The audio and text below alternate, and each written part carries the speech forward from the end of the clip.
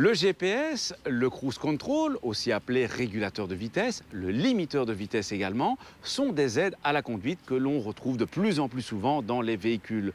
Ce sont des aides à la conduite, oui, mais à condition de bien les utiliser. Commençons par le GPS. Un GPS peut vous rendre d'immenses services lorsque vous devez vous rendre quelque part sans en connaître la route, mais gare à un mauvais usage. L'utilisation d'un GPS ne doit pas vous faire baisser votre attention. Tout d'abord, il convient d'encoder votre destination à l'arrêt, car effectuer des manipulations en mouvement vous ferait perdre la route de vue. Toujours pour ne pas devoir quitter trop longtemps la route des yeux, il est bon d'utiliser le guidage vocal autant que possible. Souvenez-vous que dans tous les cas, vous devez rester le conducteur responsable, ce qui veut dire qu'il ne faut pas que vous obéissiez à des instructions idiotes de votre GPS, comme ici, où le GPS veut nous faire tourner à gauche alors qu'il est obligatoire de virer à droite depuis une modification du carrefour. Un GPS peut aussi ne pas bien fonctionner pour diverses raisons techniques ou météorologiques. Voilà pourquoi avoir une bonne vieille carte routière à disposition reste indispensable. Enfin, si vous achetez un GPS portable, celui-ci doit être placé dans une zone qui masque le moins possible votre vue afin de ne pas créer un angle mort supplémentaire. Passons à présent aux régulateurs et aux limiteurs de vitesse et plus concrètement, quand et comment les utiliser. Le régulateur, comme son nom l'indique, régule la vitesse du véhicule, c'est-à-dire une vitesse à laquelle le conducteur a entré dès le départ. Il ne doit plus actionner le pédalier, mais le véhicule reste à cette vitesse-là.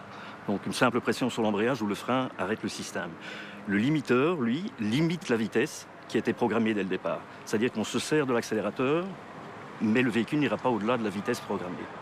Par définition, un régulateur de vitesse s'utilise sur des voies bien dégagées, avec une visibilité dégagée, en dehors des heures de pointe si possible, et quand il ne pleut pas. Sinon, qu'est-ce qui peut se passer ? Quand il pleut, le système peut se déconnecter, par exemple, en faisant de l'aquaplanage. Les roues vont continuer à tourner, le véhicule va essayer de rattraper sa vitesse, mais le véhicule va décoller, quoi. C'est la raison pour laquelle aux États-Unis, certains véhicules, le cruise control ne s'enclenche pas quand les essuie-glaces sont activés. Un autre inconvénient aussi, c'est peut-être la prolongation du temps de réaction. Oui, parce que quand on roule avec un régulateur de vitesse, on a tendance à se relâcher et à déposer les pieds un petit peu trop loin du pédalier. Donc en cas d'urgence, il est toujours difficile de réagir rapidement. Quant au limiteur, quand l'utiliser, est-ce qu'il y a des restrictions au fond d'utilisation ? Non, il n'y a aucune restriction puisque le conducteur reste maître du pédalier. S'il doit franchir la vitesse, il enfonce l'accélérateur à fond et le véhicule aura sa puissance. Ce qui est certain, c'est qu'on peut espérer quelques bénéfices avec le régulateur et le limiteur. Oui, en termes de procès-verbaux et en termes d'économie de carburant, évidemment. Une aide à la conduite ne doit jamais vous faire perdre de vue que vous devez rester maître de votre véhicule et que dans certaines conditions d'utilisation, ces mêmes aides peuvent parfois s'avérer dangereuses. Autant le savoir. À la question de la semaine dernière, il fallait répondre que le signal détresse annonce un chemin obligatoire pour les cavaliers. A gagné cette semaine une caméra sport. La question ?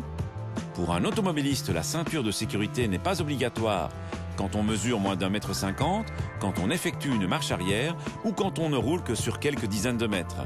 Soit vous téléphonez au 0905 56 493, soit vous envoyez un SMS au 60 20 en tapant contact 1, 2 ou 3. Avant de dépasser, vous devez bien entendu regarder dans vos rétroviseurs pour voir si vous-même n'êtes pas en train d'être dépassé. Ne vous contentez pas d'un bref coup d'œil. Un véhicule peut être caché dans un angle mort. En plus de regarder dans votre rétroviseur extérieur, n'oubliez pas de jeter un regard par-dessus votre épaule pour couvrir l'éventuel angle mort situé à l'arrière gauche. À la semaine prochaine et d'ici là, bonne route!